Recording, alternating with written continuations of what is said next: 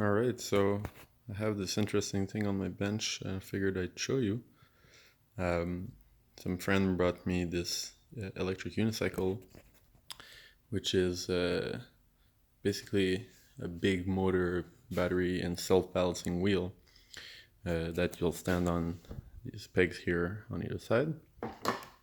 And he had a bit of an issue after riding in the rain, started acting up, having some lights go on and off. Luckily, he says the motor never stopped working, and I've started looking at some of these electric motors before. So let's see what's going on. Already taken it apart, and right now there's these covers here that I took off. These pegs here I had to take off, and they're super sturdy because need to with all the weight that's going to be on there.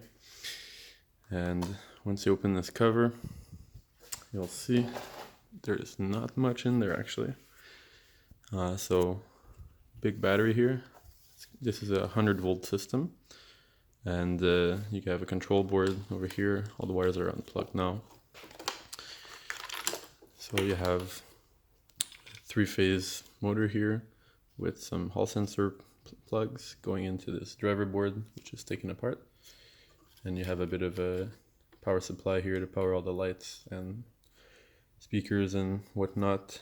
There's a wireless module here as well that feeds the motor controller for pairing up with your phone.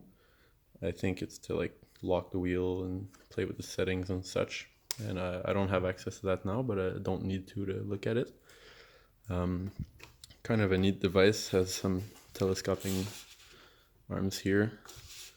The construction surprised me a little bit because I expected to see like big metal chassis bars to take all the weight actually, but it seems that it's pretty minimalistic, has these metal pegs here which go through the axle.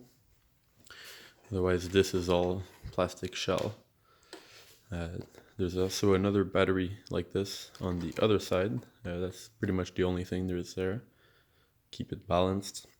It's a pretty big pack. They claim 1800 watt hours, which seems a bit big, but just like most manufacturers pump their numbers, so I think there's about 24 cells here, 24 cells here, and the same on the other side, so about 80 cells with 24S, I believe.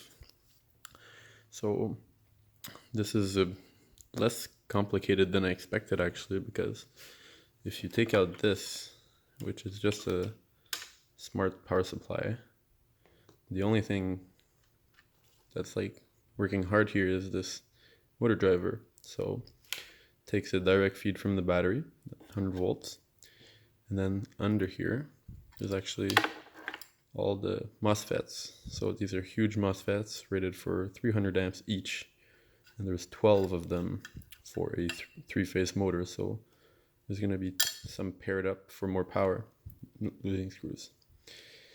And you can see these big output terminals, lots of current. So the issue with this guy here ended up in this corner. It's cleaned up now, but there's a bit of corrosion that happened in this area because of the water that came in. And if you look under here, there's actually a bit of circuit board damage that this is all cleaned up and scraped up, so it doesn't look bad here, but I need to still fix that. But basically he got really lucky and he only touched a low volt circuit of this here, which feeds to the other supply here, which will take care of like the lights and such. It's probably the custom supply here to have something like 12 volts or such, and then there's a microprocessor to take care of some stuff here. So this here being fed here was not working. It was intermittent, so should be an easy fix. And if you want to go deeper in here, because this was an issue, but this guy also had work lined up for it, needed a new tire, so I've already fitted that actually.